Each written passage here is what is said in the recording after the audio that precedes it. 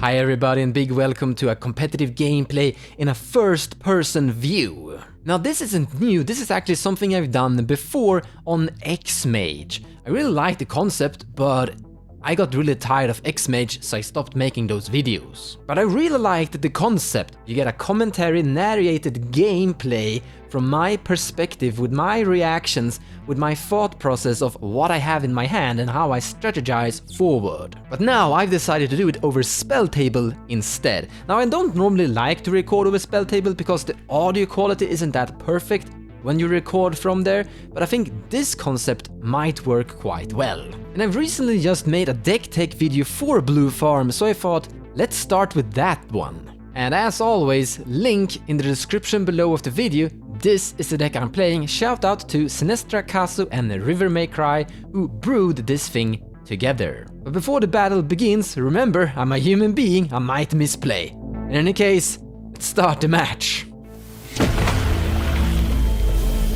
We're going up now against Narrated, Tymna and Tevesh Saf, Doom of Fools. We're also playing against Yuriko Tiger Shadow from Arcoid. I'm hoping I'm pronouncing that name correctly.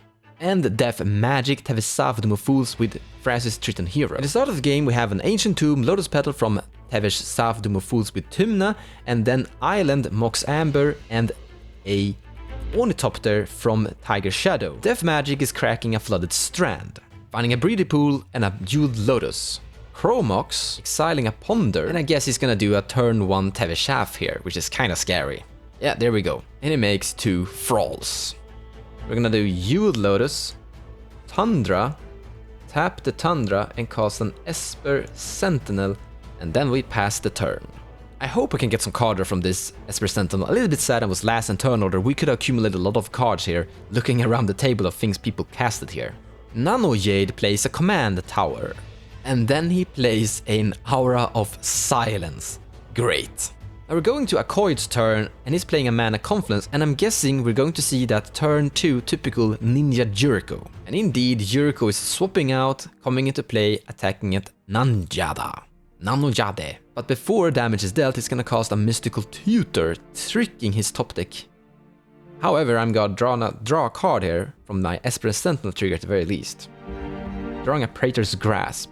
This is gonna reveal quite a bunch about what kind of Yuriko deck he's playing, if he's playing the big explosive CMC spells just to deal a bunch of damage to us all, or if he's going for, like, you know, intuition, maybe demonic consultation, a demonic tutor of anything that is good for a normal plan. And we can strategize after that a little bit what we wanna do. However, we might have to turn away from a potential odd-nouse plan if there's like a Commandeer on top of his deck. Apparently I was right, there is a Commandeer on top of his library, which has a CMC of 7. Commandeer is a pretty interesting spell inside Yuriko because you can cast it for free, even though it has a really high CMC cost. You have to exile 2 cards that are blue, like a double Force of Will from your hand to cast it, but you still gain the spell that you cast, and Yuriko usually has the hand size to work around with Commandeer. So we all take 7, and it goes to Death Magic. Death Magic eats one of the Thralls to draw 2 cards with Tevesh Saf. Then Death Magic plays a Manglehorn, a really good Stax card. I'm really happy I already have my Jeweled Lotus in play. And it destroys the Mox Amber from Arcoid. Draw a card. It's a great card to draw, by the way. Playing Exotic Orchard. And I guess we are tapping out for a Crom here, sacrificing Jeweled Lotus for it.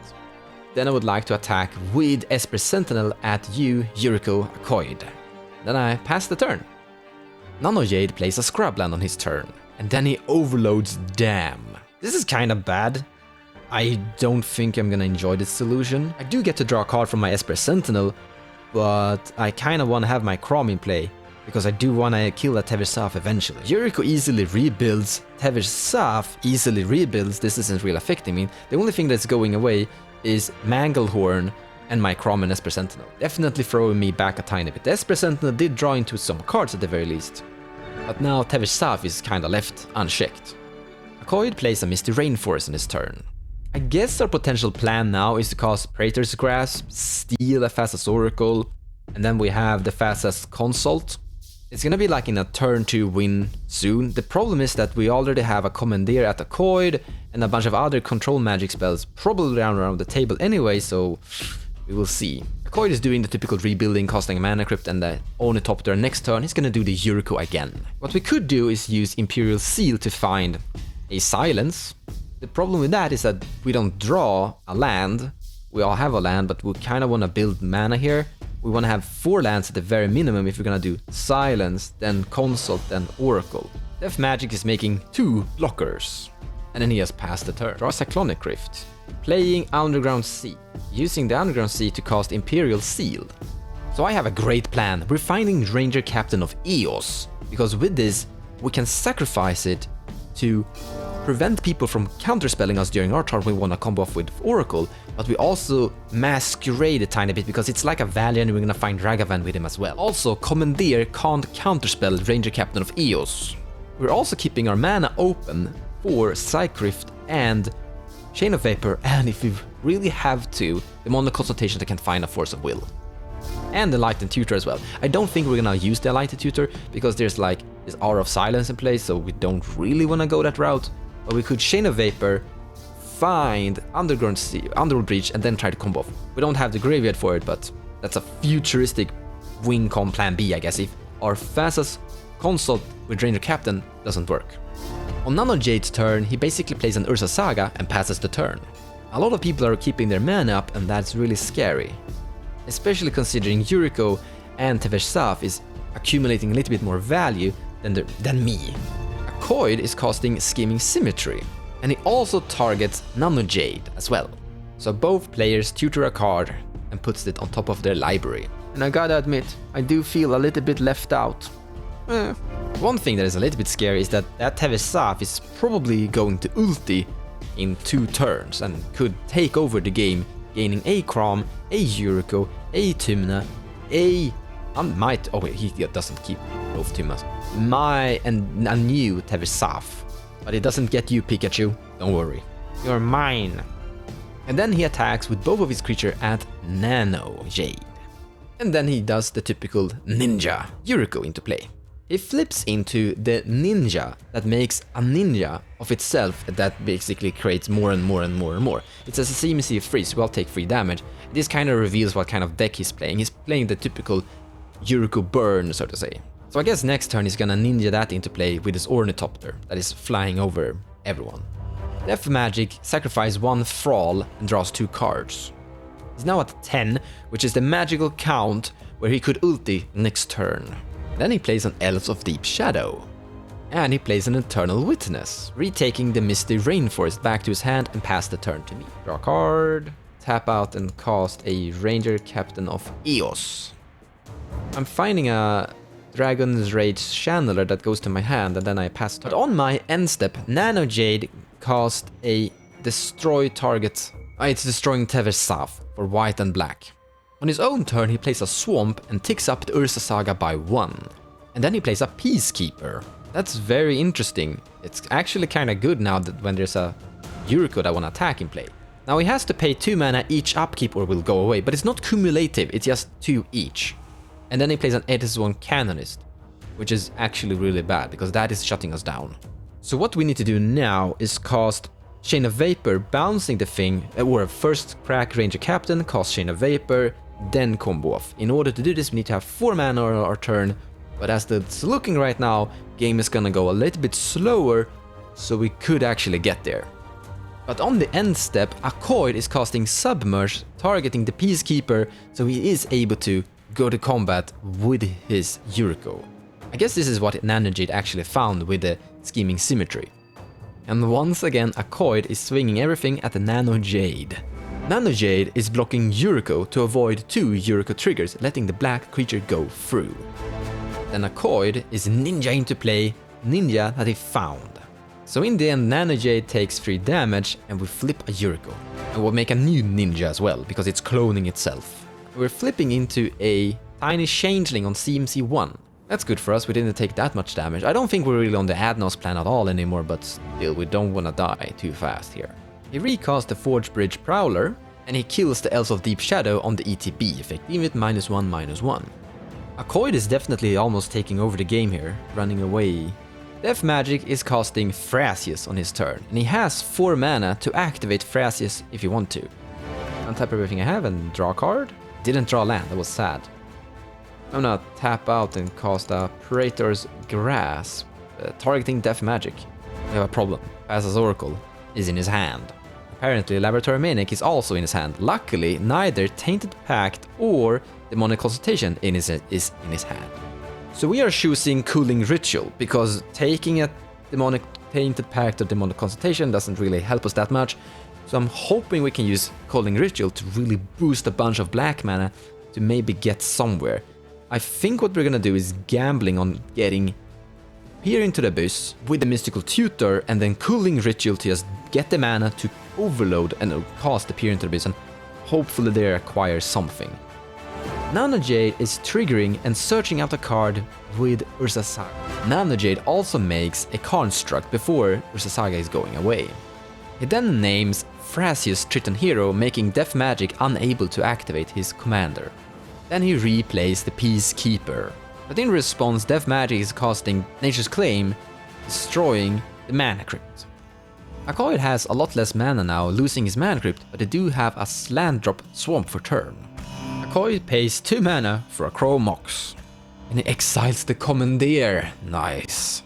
Then he casts a Dismember, losing 4 life, targeting the Peacekeeper. However, Death Magic is responding by casting a Miscast on Dismember. Because, yeah, we don't really want Yuriko to keep doing what Yuriko is currently doing here. I would do the same if I could. Destroying the Mana Crypt turned out to be key here, because he didn't have enough mana to pay for the miscast. Death Magic plays a Swamp for a turn. And then he taps out and he casts Tevesh Saf, Doom of Fools a second time. He will sacrifice his Thrasius, which is giving him 3 cards because he sacrificed a commander. I'm gonna take my turn and draw a card. Ragavan is pretty useless considering we can't attack. I'm gonna cast this Dragon Range Channeler, and that's my turn. I can't cast anything more. Nano Jade is casting Vargov, which is backfiring a little bit, but I guess he could remove the Peacekeeper when he wants to. This is something that can attack and search library, but he's not allowed to attack. But next turn he could basically sacrifice Peacekeeper, not paying the upkeep cost. We really need a land. Like, we really need a land right now. Akoid is paying 3 life for a Seagate Reborn as an untapped land. And Akoid only has 1 card inside his entire hand. Nano Jade also just has 1 card inside his entire hand, and Akoid passes the turn because Peacekeeper is doing a good job keeping the peace. And Death Magic casts Griff's the Hunger Tide. It's very interesting considering Peacekeeper is here to protect the Planeswalkers. He's uptaking the thing, making an insect, and milling a card. He mills a Cyclonic Rift, and he sacks the Thrall to draw 2 cards with Tevesh. I think we have to cast like Cyclonic Rift here, just to top deck manipulate the Dragon Rage Chandler to just get that land and surveil a bit here. And Death Magic discards Razakev to hand size, going down to 7. In the end step, I'm gonna cast, this is gonna look weird, but I think we need to cast Cyclonic Rift on that Tevesh Saf, triggering Channeler's Surveil. We are definitely putting a Mox Diamond into our graveyard. And now I have Delirium. She is a 3/3 because I have an instant sorcery artifact creature inside my graveyard. Death Magic surprisingly discards Tevesh to his graveyard because of hand size. That's great.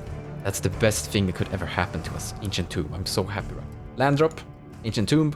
We could really gamble here. Cast Demonic Consultation, dig for Peer into the Abyss, and try to go for it. That could be so cool if we did. You know, I think we're gonna do it. I think I wanna live the dream. We're so doing this. Alright, let's do it. Let's just random hope we don't die here. We're gonna sacrifice Ranger Captain of Eos, so you guys can't cast instant sorceries during my turn and such. Then we're going to cast the spell we've stolen from you, Death Magic. 1, 2, 3. There we go. Casting the Cooling Ritual. So I'm getting 1 black mana from me, I'm getting 2 from Death Magic, 3 from Nano Jade. I gain a total of 9 black mana. That should be enough. 1 of those black mana to cast a Demonic Consultation, naming Peer into the Abyss. First 6 cards are not Peer into the Abyss. Keep. But we don't need Brain Freeze now that Lines of Diamond is gone too. We definitely don't need Breach either now that both Green Freeze and Lines of Diamond are gone. We're losing a lot of very key rituals here. 50 cards remaining.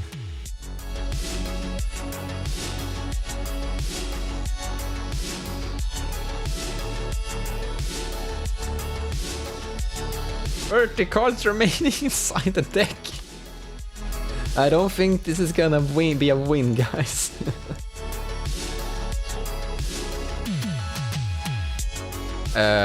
Okay, I have 10 cards remaining inside this deck. Is there actually a pair inside this deck even? There's Fasas. Okay, it's GG. There's pair. Yeah, we got it. We have it. I have 1 card remaining inside my entire deck.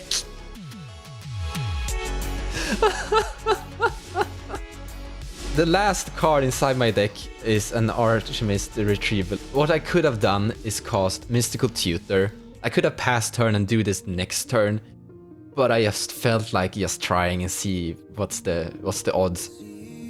So what a way to go out. The definitely better play there would be cast Mystical Tutor in Death Magic end step, put Peer on top of my library, go to my turn, sacrifice Ranger, cast Cooling Ritual, get the mana, cast Peer, and definitely win there. I mean, on top of the library, on top of the half, we had Lion's Diamond, Brain Freeze, and Underworld Breach, and I could easily have casted a few rocks. I think I had some Chromox in there and some other things that could get me there. But you know, you gotta try when you have the cards lining up for just... Are we gonna get there? I guess I am a gambling man after all. But now we're gonna remain in the game and narrate what the other guys are doing. On Nanojade's turn, he is sacrificing or letting the Peacekeeper go. Well, I board wiped, and he has his tutor, so it's time to go for it, I think. Scary though is that the Yuriko and the 2 ninjas and the clone of the ninjas are still alive because they have a CMC of 3. So there's a very huge chance that Nanojade will die to the Yuriko triggers here. Yuriko could even attack at Death Magic, reducing his life a bunch, and then probably kill Nanojade on the Yuriko flips. In the end, Nanojade is attacking at Grist with his Vargov, and paying 2 mana to tutor with it. He's finding a card and then passing the turn. Koid pays 2 life to cycle a Street Wraith and draws 2 cards, and draws 1 card. And then he pays 3 mana for a Ginger Brew. Now Ginger Brew has haste, he's also giving it unblockable for 1 mana, and then he's swinging. Death Magic is blocking the original Syndicate. But this copy of Syndicate will make a copy of Syndicate. And we have 2 Yuriko triggers on the stack. He's flipping a Chain of Vapor, that's 1 life loss for all opponent, and a Tainted Pact for 2 more life loss. So I guess he is on the Tainted Pact fastest, which makes sense, he's just not on the Oddnos version. I like this. So he basically has a Tainted Pact fastest combo together with the Yuriko burn stuff. In the end step, Death Magic is casting Noxus Revival, returning Miscast to the top of his library. But Koid is responding with a Dispel on the Noxus Revival, keeping the Miscast in the graveyard. Death Magic begins with a Demonic, but a Nanojade responds with a Opposition Agent. But Death Magic is responding with a Mystic Reflection, targeting Ginger Brute, which means that the Oppo Agent is gonna enter as a Ginger Brute, as 1 mana artifact. So in the end, he does get Demonic Tutor to resolve. And Oppo Agent turns into a 1/1 artifact creature. He then casts Fasa's Oracle, that was in his hand as we figured out. And on the ETB, he cast a Demonic Consultation that he drew into. So in the end, if I would have passed turn, this is what would have happened, except that I destroyed the rule of law here, and I kinda opened the board state in various ways. But still, apparently, Death Magic was going for the win before me. Also, apparently here he has an Animate Dead in his hand, so if I didn't go for the win, we would have passed turn, I didn't board wipe, the rule of law would have been there, he probably could have figured out a way to get rid of the rule of law, and then reanimate Rasakef, or just reanimate Rasakef and have tutors for all days, as he had a lot of tokens in. Also, there's a possibility he reanimates Rasakef and pass turn, and I'm cooling Ritual, and he has sacrificed a bunch of tokens, and I don't get enough mana to cast my Peer into the Abyss. So sometimes going for it when it's still a gamble is the right choice, even though it's 1 turn faster. Thank you so much for watching, and I hope you enjoyed the video. If you like what I do and you wanna support me, feel free to share my videos or even checking out my Patreon page. Also, purchasing cards from the TCG Players website using the affiliate link in the description below of the video will also help the channel grow. So a big thank you to all of you.